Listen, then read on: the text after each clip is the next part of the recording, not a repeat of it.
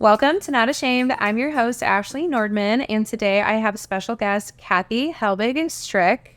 Kathy, thank you so much for being here. You're welcome. I'm so glad we can talk again. It's been literally, what, a year? Yeah, since I last talked to you. And if you guys are listening and aren't local, Kathy was a special speaker at my women's event I had last year, and you're great. It was fun. Yes, it was fun. You're such a powerhouse, and that's why I wanted you to come on today, because I'll let you tell the world what you do, because it's a long list of things. I know, I'm so complicated. My tentacles are everywhere. I guess I'm probably most known in St. Louis for being a professional real estate woman, salesperson, career, business, broker, owner, everything. So I see your billboards everywhere. Yes, and the course of real estate. I'm entering my 28th year of real estate in St. Louis. And throughout that career, I kind of started as just a single agent. I thought I was going to be a stay-home mom, kind of growing up. That's a whole other story. And I discovered real estate at 29 years old, had a 3-year-old. I was pregnant with my second child. And I thought I was going to dabble and just make a little bit extra money, because some broker told me, oh, if you get your license and come work for me, you can work 15 hours a week and make a ton of money. And I was like, okay, I can do that and still be a mom. That lasted probably about 3 or 4 weeks of working part-time. And I just had like this influx of family and friends all of a sudden wanting to do something in real estate. And I had just launched my career there. So I got very busy very fast and ended up building one of the first teams before there were ever teams. Like back in the day in real estate, it was a one-man show, really. Yeah. Okay. And so I entered real estate before it was online. So there was no Zillows, no Realtor.coms, none of that stuff. You had to come to an agent to get your information.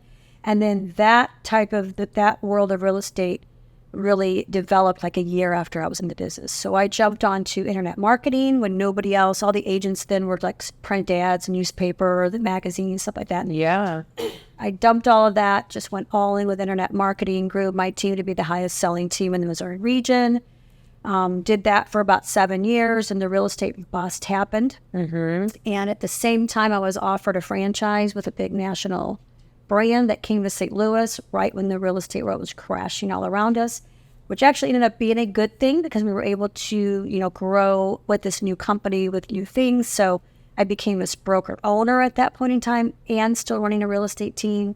Through that, I opened up multiple title companies. I was part owner of title companies. We did like an insurance thing for a while, and then eventually met my now husband, who was in mortgage. So we've opened some mortgage models and branches and things like that.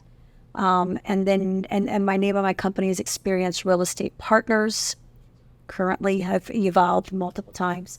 And then now, just a couple of years ago, we got into the health and wellness world. So we launched, we're founders and co-owners of New Age Health and Wellness, which is a hormone replacement and health and wellness, peptide, medical weight loss, IV, vitamin therapy, nutraceuticals, all that good stuff. So I'm busy. I know, you are. And you wrote a book or are in a book or something.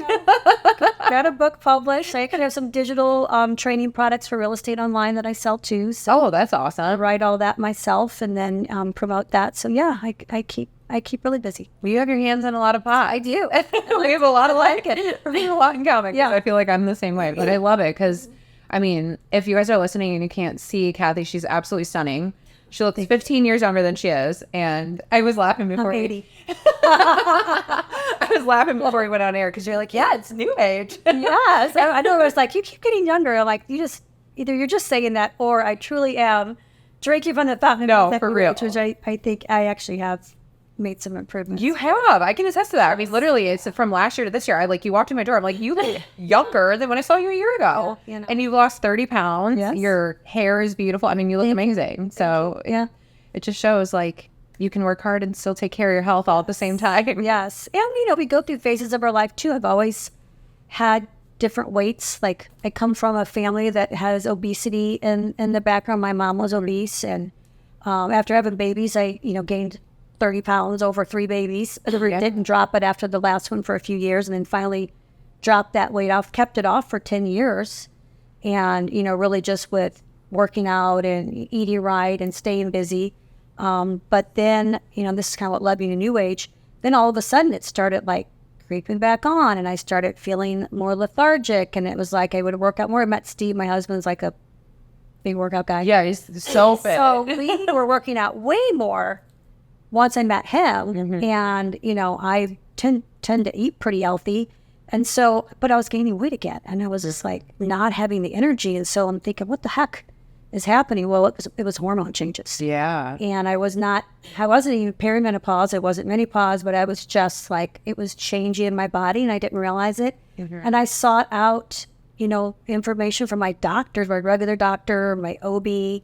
They're all just like, oh, honey, it's just, you're aging. Like, yeah, this just happens. It's okay. It's just 10 extra pounds. Yeah. But like, you look good. Yeah. You should be proud of yourself. That kind of stuff. And I'm like, but I don't feel what I should feel. Like, I want to feel optimal, not just okay. Yeah. I didn't know any of that at the time. I just kept going. I don't understand why I keep putting on 5 pounds each year. Yeah. But I'm killing myself to keep it off and to stay healthy and look good. And so then that starts to beat you up, and then you lose your motivation. Right. And the next thing you know, I'm 10 pounds up, 15 pounds up, 20 pounds up. And then I go down 10. Like, so I kind of had this weight thing going for a while. Yeah. But I was fighting nature, was fighting hormones. Right. And so I finally one day wandered into a woman's hormone clinic and got tested and found out that like I literally had no testosterone, newsflash, I didn't even know I was supposed to have testosterone. I know. So many women don't realize that. Right? You're supposed to have testosterone. If you don't, you feel like I had no idea. I was throwing my shit in. No libido, like no energy, wasn't sleeping well, brain fog, all that stuff. So is that like how you ended up becoming passionate about getting like me? Because I kind of did that for like a 3-year course and just like started stacking because you keep changing as you keep aging. And I tried this, and then I added estrogen, and I added progesterone. And then little by little, I was feeling better again, lost some pounds. Started sleeping better because, women, a lot of times I hear this all the time. They can go to sleep, but they can't stay asleep. Oh, me last night. I'm wide awake at 1 in the morning. It's my cortisol and my hormones. Yep. That's especially as you get older, that was happening. And I didn't have menopause yet. I wasn't having hot flashing and stuff. But all of a sudden at night, I would heat up. Not like sweaty heat, but just like enough to wake you up to where you like take the cover off. Literally. And then your brain's awake and you go to the bathroom or whatever, and then you can't go back to sleep. Well, that could add to depression too, because you're not getting rest. Yeah, and you're not getting your REM sleep, and your body's not recovering, and then you're just like exhausted, and then you're chugging caffeine, and so that cycle begins. I felt the benefits of getting help beyond what the regular doctors tell you, and so my husband was a workout head, so he was a proponent of peptides and testosterone use and stuff like that too. So that when the opportunity came across our path to get involved in this hormone and health and wellness world, we jumped at it. Yeah. Because we are passionate about it. So. And you guys literally look the part too. It's both so healthy. Getting there. Yeah, that's amazing. He always looks the part. So I'm fighting age, girl. Well, you're finding great. I hope I look half as good as you. So since last year to this year, like, what did you change? Because you've seriously lost so much more weight. Like, your body composition, you look so strong. I saw your pictures at the lake a couple weeks ago, and you're like so fit. You have more muscle than me. I don't know about that. No, you look great. So you have great muscle tone. I just started with just changing the levels of the hormones for one thing. You don't just set it and forget it. Like, your body keeps changing, so I have to keep changing with it. So like doing blood work, kept doing lab work, doing minor changes, adding some peptides, like human growth type peptides and things to help keep your muscle mass. And then I tried the semaglutide, I tried the Ozempic type injections. It wasn't working as well for me as some of our other patients. It was working, but it wasn't working rapidly. Which, quite frankly, looking back, was a good thing because I just lost a little bit at a time. Yeah. And it helped me to just continue down the other paths and not just count on that as well and continue to work out. Then I eventually changed my course from the semaglutide to the tirzepatide. Okay, what's that? Different brand. Okay. So one's like Mounjaro, one's like Ozempic. They have different ones. Okay, so it's like in the similar family. Yeah. It's just a different Yes, it has 2 GLP-1s instead of 1, so it affects your insulin. It was affecting how your food moves through your gastro system, stays in your body longer, and it had different side effects. I didn't have any side effects at all on tirzepatide. Okay. I had a little bit of side effects on some of which are totally bearable, but just come in waves. Yeah. A little bit of heartburn, a little bit of nauseous every once in a while. But, it took me over a year, about probably 14, 15 months, and I took back off the 30 pounds that I had been roller coastering. So I was probably 20 something up at the time because I lost a little bit with some hormone stuff.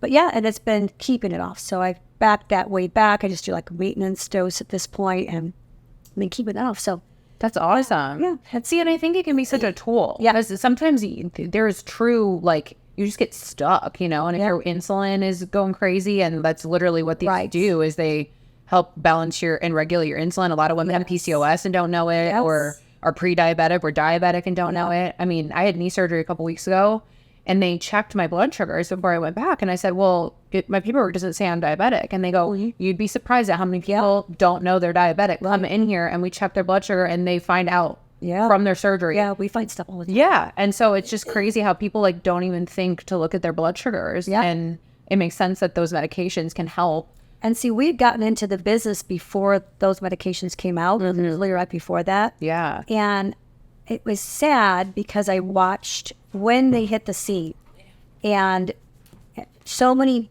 people that don't struggle with weight immediately judged people that got on these medications. Yeah. Immediately it was like it's the big lazy man's way to lose weight type thing. I'm a lazy woman's way to lose weight. And that would irritate me so bad because we're not naturally thin people that burn everything off. We got to work at it. And I watched my mother, and I saw as a child and as a young adult how that affected her life and all the things that she didn't do on her self-esteem from that. And I went to work out with my mom. My mom tried everything. She worked out. She tried diets, bad diets, like everything. And I would go to the gyms with her. So I remember her doing all those things. But when you're obese and you're trying to go work out, that is a huge thing. Like it's exhausting. Yeah. It's painful. And so it's really hard for people to stick with that because a lot of times until you see the results, you can't push through the pain, the plateau of the pain and the discomfort. And so people give up. And I saw that. And I saw that with friends. And so it was like everybody needs to get off their high horse about people using some aids because if it can get somebody a jump start and if it can help them do things that then get them excited about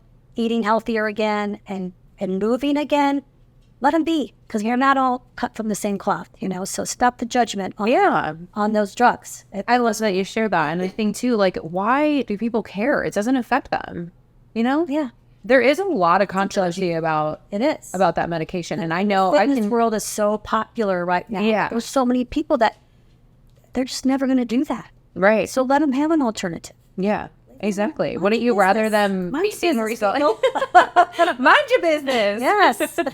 But it's true. I mean, wouldn't you rather see people at least like using that as a bridge to get to that place where they can be healthy and happy, and screw judging them for how they get there. I mean, everyone's approach is different. And someone like you who is so successful and works so hard and has literally grinded for years, that is going to naturally, no matter what, affect your health. Yes. And I'm not saying that like you have health issues or something because of being successful, but I just think being like type A and probably very structured and go-getter, like that is just going to wear and tear on you a little bit. It does. And I could tell you the first time that I lost, the big chunk of weight, the 30 pounds after a few years after having kids, that was triggered from stress. You think so? I 100% know so. Because the things I was going through at that time was so traumatic and stressful in my life and in my career that I didn't really share with anybody or talk about. I kept a lot of things to myself, and I just didn't eat. I didn't eat, and I was burning the candle at both ends.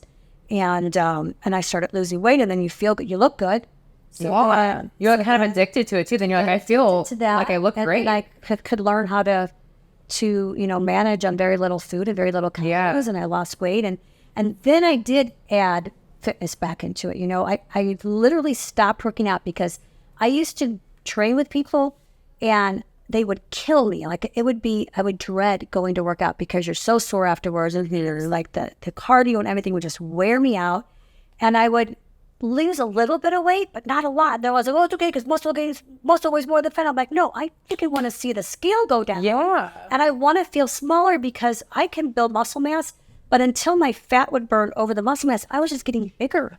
We have very similar body types. I'm the same way. And then you're self-conscious because you're like, oh, I have all this muscle, but now I look like a linebacker and I'm trying to look like fit. So then you feel off. Right? Yeah. Or the other thing that I was really good at is, I can have that cooking day because I worked out.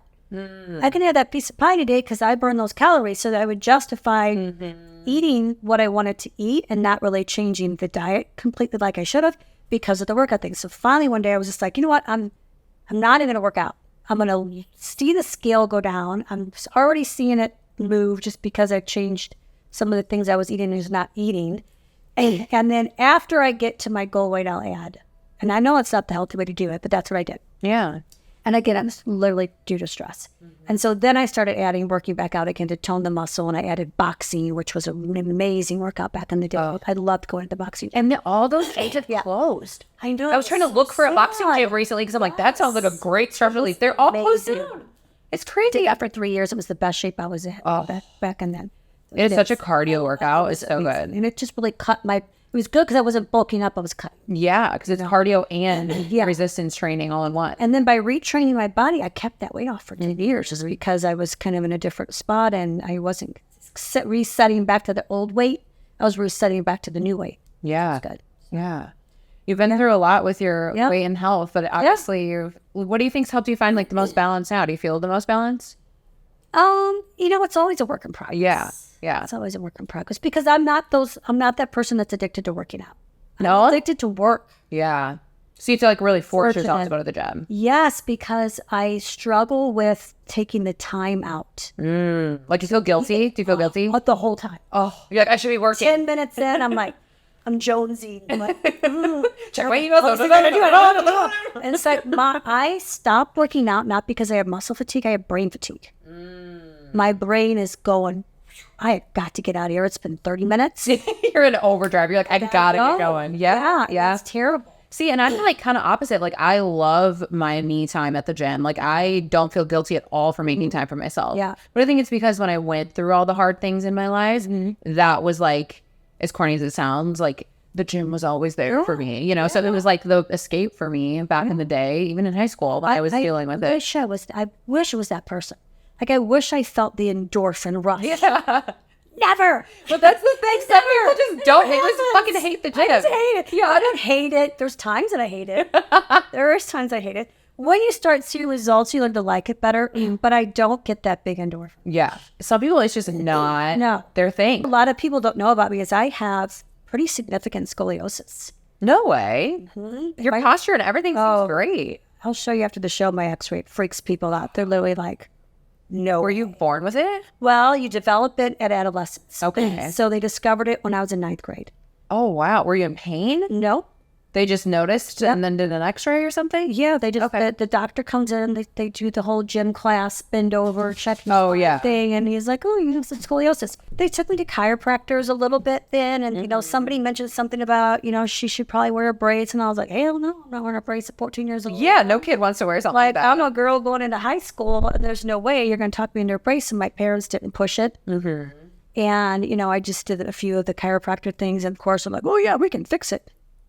Don't really fix scoliosis. Yeah, you have to manage it, I'm assuming. Yeah. And so, you know, maybe not even a year if we're going back and forth to chiropractor a few times and you just kind of fall off. And then, you know, that never caused me pain or anything, but it definitely shaped my body. And so that's maybe why I can't run as well as other people. I feel like if exercise-induced asthma, I can't get the air in, and I think because it presses on your organs, it presses on my lungs differently. I would go to do the workouts with people, and they were like, oh, you got to sit back farther into that squat. I'm like, I physically can't. I will fall over because my spine is going in a different direction. Always beating yourself up with like, why don't I love to do this? Well, it's uncomfortable. It doesn't feel good. And I don't get the same results necessarily that somebody else does. So, but, you know, I still keep plugging along because I know it's healthy. And I go in waves of liking it. My husband's a fitness guy, so it's more fun to work out together than going by yourselves, you know, that type of thing. And then I just don't even do the trainers anymore unless I really know that they understand my limitations. And I think as women, like we're already so stressed, especially being business owners and running around all day.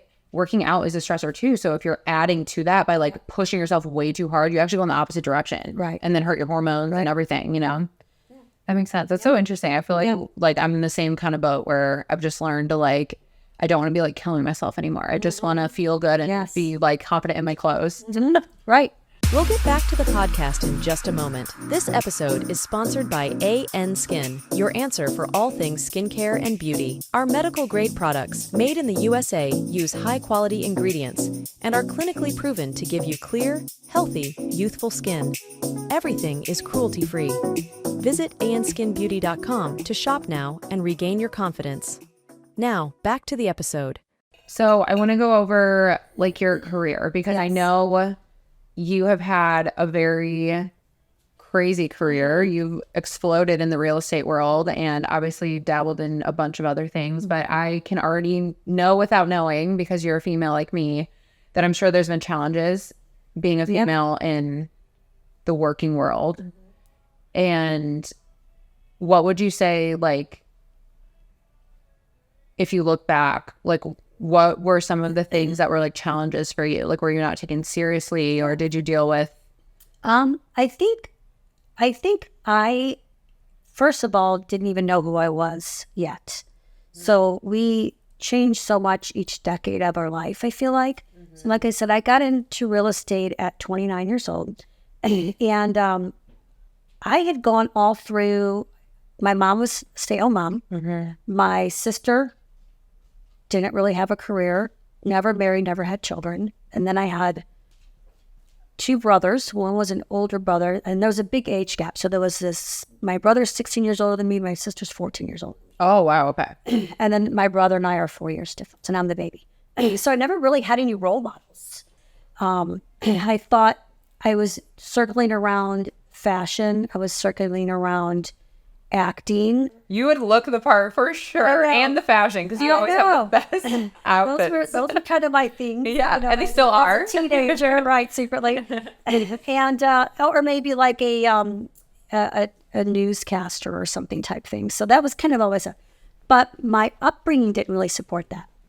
And my mother, no one talked about going to college. Okay. And my mother, you know, was like, if you do want to go to college, it's basically or Roberts University or nothing. If you're not going to a Christian college, we're not supporting you. Oh, interesting. Yeah, because we grew up very, very Christian and, you know, pretty sheltered. So I was dating a guy I met when I was 15 and a half, 16 years old, who went to Oral Roberts University, strangely enough. And he was 4 years older. He was graduating college. He was coming back to St. Louis to take over his father's ophthalmology practice. So we had a 4-year relationship through high school. So that was my high school sweetheart. We got engaged right out of high school. Oh. And so I was going to be a stay-at-home mom. Like, that's what I knew. Yeah. I didn't have this driving, burning career or any type of path to get there. I'm in a relationship with my sweetheart from high school. We're engaged. He's going to take over this process. I would be a doctor's wife at this point and have baby. That's all you have to do. Yeah. And so that didn't work out. I ended up not marrying him before the wedding was too far down the road. You know, I called that off. And then I was lost because I didn't know. I'm 19 years old now, and I have no focus for my future. So we kind of on again, off again a little bit. And he was this car nut. So he's this guy that says, you know, you should apply for this job I saw in the paper. It's selling Acuras. Right? And then I don't think about cars. Yeah, you're like, he what? was this car enthusiast. He's like, I love that you laugh because everybody's like, what? And again, think about this. This is the 80s. Yeah, I'm just envisioning this. Yeah. So I go apply. Now, I remember Round Face Family. I was 19, I looked 14. Yeah. I had these chubby cheeks. And I was always curvaceous. You know, here, come buy this used Acura. So I come walking in dealership. I'm like, hi, I'm here to apply for the salesman job. And they were like, the guys kind of like, they're all guys. That chuckle, like, yeah. Right. And I'm like, no, it's really good to apply for this. And they're like, okay, give her an application, you know, whatever. So I ended up getting the job. Oh, yeah, because you have to fill it out on paper back then. Like, you're not like doing it on LinkedIn. You're walking in there like... No, I walked into the Lion's Den, girl. It was all men. All men, just like staring at your hot body. Walking 30s and 40-year-old men, and I'm I'm 19. Yeah. Can I sell the car? Seriously. Yeah. So I get hired, and they like put me on probation, because usually you get a dealership car right away. They're like, oh yeah, she's gonna fall on her face. We're not gonna give her a car yet. God, what? So if you last 30 days, we'll give you a demo. So I'm like, okay. Did they do this for everyone or just you? No, heck no. It was just me, because I was like this project. It was 'Cause you're a funny. woman. I'm a woman, and I'm young. Yeah. They didn't expect me to succeed. Oh my God. He didn't just hire me because I was cute. For real. For real. Yeah. Let's be real. Yeah. So I do okay. I trained. I sell a few cars the first month. They're pleasantly surprised. And I get my demo. Right. So then I start really getting into it. And I'm salesman of the month a few times. They're saleswoman of the month. Salesman of the month at the time. And I was always ranked in the highest, top 2 or 3, 4 of sales, knowing nothing about the product that I'm selling, although I learned.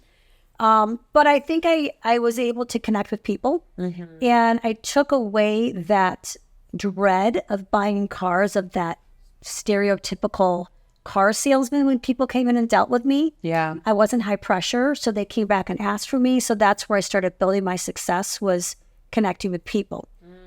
But that was my first exposure to sexism and major sexual harassment at the time too. And this is way before the Me Too movement. Like, if you know my generation, like, this kind of stuff was pretty normal back then. Yeah. And so what would happen is I had this sales manager that was really sleazy, and he was always like looking at me lustfully, and not overt about it. He was just like very Like really obvious. Outwardly. Yeah. And then it would get to the point where he would be like, oh, you want me to sell you a deal? Show me your tits, and I'll sell you your deal. And so that was my entry into career in sales, was trying to navigate all of these men around me that half of them liked me, half of them resented me. Yeah. Right? And there's no other women other than like the secretary women that are in the back. Right. You're the only sales Yes. person that's a female. And I'm not equipped for this. I grew up in a one bedroom. That's why real estate I caught. 1-room schoolhouse. I had 12 people in my class. I was sheltered. I had nothing but Christian people around me. Like, we wore skirts down to our knees. Even my yearling skirts were to my knees back in the day. Like, And then I hear a guy say, show me your tits. I'm sure you're just like, what? This or that. And it got to the point where it was constant. And I would, because I didn't know what else to do. Yeah, you felt So pressured into it. I I'm kind of sure. had to laugh it out and be like, oh no, come on, and, just quickly, do that kind of stuff, because it was so much pressure to do that, to feel like I had to keep my job or to make my paycheck, because he would lord that over me. And then it would be, oh, you want to take these days off for vacation? Let me touch your boobies, stuff like that. And so I had to figure out how to manage that and disassociate with it, because there's also the shame around it. I just really flash up my boobs to get that, but I needed to pay my bills, at the time. And so that was like kind of the beginning of figuring out, do you say something and who do you say it to and stop the madness, or do you roll with it and you try to use some things to your advantage to keep succeeding, and then maybe the next guy's not going to be that way. Right. So I eventually moved from that dealership, and I went to a different one, and I didn't have that type of treatment anymore, but you still had the comments and oh yeah, I heard so-and-so, so-and-so who works with this dealership. I heard you hooked up with him. I asked him what your body's like. He said it was all right. Stuff like that. And you would just be like, what? Like, just constant sexual innuendo, constant sexual talk around you, the guy talk. But I'm like, I'm a girl in a guy's business. What do I expect? That's what I told myself. Yeah, you kind of just probably expected it came with the territory. I guess. I just allowed. Wow. And there was nowhere to go to. And then there was this other woman that was in the car business. And she sued another dealership, and it was like the talk of the town. Of course, she lost her job. It was this big lawsuit. I don't even know how it ended up being, but I was like, see, that's what happens when you tell. Exactly. You speak up, you get shunned for it. Exactly. Okay, so can I go back to the first dealership for a second? Did you ever get to say anything about it? No. And you never even told anybody at the time? Not at the time, no. You couldn't even, were you so Like, this is just my little secret. I just kind of, like you felt icky about it. It's like you get desensitized to it too. You're just like, this is just part of what I do. I had to check out from it. And so, so he's one of 3 men that majorly sexually harassed me. And ironically, all 3 of them are dead. They all died in their 50s. Oh my gosh. Yeah, it's crazy. In the last few years, they all... You know what they'll say? Oh, guess it's not very nice, but karma doesn't miss a doorstep. I know. Right? And then I end up, this is, a lot of people don't know this either. I got out of that business. So I was in that business for 3 years. Okay. I left that dealership, went to another one, but it was in the same ownership group, more or less. I actually went to one in between, and their sales manager did not like me because he was forced to hire me because I was a cute girl. And he made my life miserable because he didn't want me to be there. So I only lasted there for like 3 months, and that was the first and only job I ever got fired from. He fired me. Oh my God. For any reason at all? Yeah. Nothing? Nope. Just because he didn't like you? Yep. Making cuts, and you know what? Just you're a female, I don't need here. I just don't I don't respect why you're here. Yeah. I think I don't know if he thought there was some things going on with management, or there wasn't. There was just friends of people that liked me in that dealership. Like I said, half the people liked me, half of it didn't. That got this other opportunity from me, because when people moved around, sometimes you move with your buddies and you move them too. Right. And some of the management moved, and some of the people moved, and then I moved with them, and we were just oil and water, me and this guy. So I got fired. And so that was really devastating, because I was always a pleaser. Yes. And I'm also, an achiever. And so that was my first, wow, I was rejected like crazy there. So I ended up going back to the ownership group of the other place that had the sexual harassment, but that guy was gone, and I was at a different dealership. And I ended up meeting somebody through the guy that sexually harassed me. He actually set me up with the son of competitor car dealerships. So it's a big automobile family in town. Okay. And it was their son. And so I was 20 years old, and he was, I don't know, he was 27 or something like that. I can't remember age difference now at the time. So I met him. He had just called off, had an engagement fall through, and we started dating at 20, and we got engaged.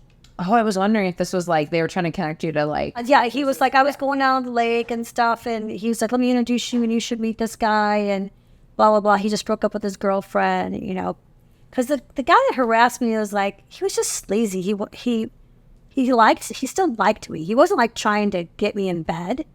I was his entertainment. It was like a flirty, work thing for him. Yeah. So he also used to work for this family, and he's like, you should meet this guy, blah, blah, blah. He just broke up with this girl, and he thought I was cute and everything. So he makes this connection. Well, we end up connecting and dated for, almost 2 years. But that was tumultuous too, because they came from a lot of wealth and I didn't. Yeah. I grew up in Ferguson. Mm-hmm. Back in the day, it wasn't the Ferguson that you hear about now. It's kind of like Leave It to Beaver a little bit. But, my dad was barely middle class. My mom didn't work, like I said. And then here I'm introduced to this big automotive family that has this track record and wealthy. And it was all boys in the family. And he was very, very insecure and jealous. But it was okay because I kind of liked that protective feeling at the time, because I felt like I've been out there fighting my own battles all this time. And previous relationships, you didn't feel like I got the attention that, you thrive from as a woman. And so this guy's giving me all of this attention, and it's kind of overbearing attention, but at the time it's okay. Isn't it weird how we love it, even though it's toxic? You're like, oh, he cares. He doesn't want to lose me. Totally. It was exactly like that. Yeah. But because he owned opposing dealerships, once we got engaged, I had to quit because I was working for the competition. I never felt accepted by that family because I was treated by the family like the hired help. Because I was the equivalent to their employees. Yeah. I was a part and of they this. looked at you as that instead of family? Family did. Even once you were engaged? Yes. What? And then I had to go through the whole prenuptial thing. So that was crazy at 20 years old, trying to navigate all of that. Stressed, trying to very stressed. And I did it on my own. Like, my parents weren't involved in any of that kind of stuff. They didn't understand that kind of stuff. And so, we got married I was 23 2 years old when we got married. Wow. And it was tumultuous. It was tumultuous before we got in a big fight before the wedding. I didn't see him until we stood on the altar after this big fight because of all the jealousy stuff. And it was bad. I wanted to call it off before, and I wasn't mature enough to handle the embarrassment of calling this wedding off when I knew in my gut it wasn't. I loved him. I felt sorry for him. I thought marriage might help. Yeah, that's That. Why did he do all the that? jealousy things and the insecurity things. Because like then it's a vow. Like now Yes. we know we're committed. And Yes. do you feel like you felt the same way you did with the first engagement when you called it off? Like the second time too? Like No, the first one was more like he was a big kid and he wasn't growing up. And once he was gonna be the doctor, so he was going to grow up. Well, then when he dropped out of college. Oh wow. Didn't take his dad's practice over because he didn't get his medical degree right, and then he drops out and decides he's going to race these remote control cars. Like he gets in it, and he kind of like had a midlife crisis at 23 years old or something. Yeah. And I'm literally like, dude, Like he this is not my changed a lot. future. Like this isn't who I was married. I didn't respect him. Yeah. I wasn't respecting him. And so that's why I called off that first engagement, because I felt like he was still a child. And I'm trying to grow up and be an adult at 19 years old. Who knew I was still a child too, right? This one was, looking back now, I definitely think the money aspect of it probably made me be more blind to certain things or more tolerant to certain things. Yeah. And that's something you beat yourself up over too when you come to the realization, because you think, oh, you almost like gold digger. Like, no, and it's not that. I think women get a bad rap for the gold digging thing because part of our nature is that we're looking for security. That's how we're wired. Yes. You know, and so it's not that it has to be about how much money, but just like your future. Yeah, so that you can bear children and not worry about what's going to happen tomorrow and can we pay the bills and are we going to be in a house? Can you feed the child? That's all part of the security piece of it that gets wrapped into gold digging, I think, sometimes. I think so too. So I have a thing against people that attack gold diggers. And then there's bad gold diggers, but then there's women that are just looking for. No, but I think that's valid because I do feel like a lot of women, like, it's just kind of the way the world is. Like a lot of women. And it wasn't loveless at all. It wasn't like, ooh, this guy's 90 years old. I'm not attracted to him. I'm just marrying a piece of wallet. It was like there was attraction and there was a genuine, my fixer part of me was starting to come out and realizing that, gosh, if I commit and we have this, marriage and then we build a family, he'll get more okay with me and we won't have to have all these fights about jealousy and stuff like that. Yes. So we moved forward with it. And after we got married, it got worse. Like, I had my own little house at the time and he didn't want to live in the house. So we sold it and we bought a house together, which wasn't the plan. The plan was to save a bunch of money for 2 years while we still lived in my house and then build a house that we wanted. But within 2 months, we were buying a house. Wow. And again, remember, I had to quit my job to be with them because it was weird to be under two different Hillerson households. And so with my job went my car because I had a demo. So I sold the car I used to own. So I'm little by little stripping myself of everything that I had built as this teenage girl that was this go-getter. I had nice cars. I worked from high school as a senior. I worked a full-time job and saved all that money. And then I ended up getting my grandpa's hand-me-down kind of house that was in Maple, a cute little bungalow that I paid all the bills for, but I got it at a good price. Yeah. Feeling. Did you say Maplewood? Maplewood. I love that area. Yeah, it was cute. And so all of a sudden, I'm married. My house is gone. I don't have a job. I don't have a car. I'm completely reliant on this man. That's the right word. Reliant. Like you're no longer independent. Yeah. And then we would have these knockdown, drag-out fights over jealousy stuff. And so I just went into this funk and this depression, and I felt trapped. And it was starting to get abusive, not like punch me in the face, slap me abusive, but a restraining type abuse. Like you feel mental, stuck? yes. Like he'd keep you in the house and not let you leave? I was in a relationship like that. When we would fight, He'd throw the key or hide it? Because back then it was deadbolts with the key. Yep. Instead of the little thing. And so you lock that deadbolt, you pull the key out and you're locked in. Yep. So we had a few fights like that.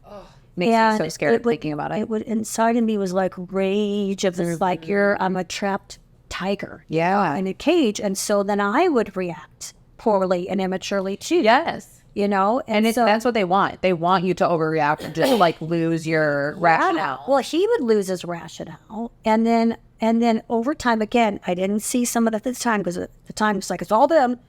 Looking back, I pushed some buttons too. For sure. Because you're pissing me off that you're trapping me in this house. So I'm going to push a couple of buttons that I know are going to drive you freaking crazy. And then that didn't make things. No, but in the moment, they disrespect you, you disrespect them back. It's just a game. Just became this thing. And because, again, we had this prenuptial hanging over us, so we've already negotiated a divorce. True. From the moment we're married, we fought in our honeymoon and spent the couple days like on separate ends of the beaches and stuff like that. And so it was torment. And we ended up moving way out to Wildwood. Before Wildwood was Wildwood, it was unincorporated. And then my family's in Ferguson. Yeah. So at the farthest ends of St. Louis you could be at. Yeah. I felt isolated. I lost friendships. And so I wasn't working. And I was relying on him. And it was a dark time for me. And so I finally decided one day, well, actually he decided for me, we took a family trip because they had a family place at Table Rock Lake, and we took my family down there for the first time. So my husband at the time and I stay at the family house. They're down the street. We get all the toys out, the boats, the wave runners, the jet skis. Like we bring all that stuff because we owned all that stuff because those dealerships sold that kind of stuff. So we have a day on the lake. We have fun, and then my sister-in-law says something to me that my husband thought was inappropriate because they were looking for birth control. It was just weird. Like, do you have any condoms or anything? And I'm ready for you to say. And I don't know, it's like weird stuff, and it triggered him. And so when we go back, we get in this huge fight. And he's like, "No, we're not getting together with your family tonight." I'm like, "What are you talking about? They're all waiting for us at their shitty cabins. Yeah. To have like the spaghetti dinner. Like, you're not trapping me here." Yeah. Well, my family is 10 minutes down the road, so we get in this huge fight.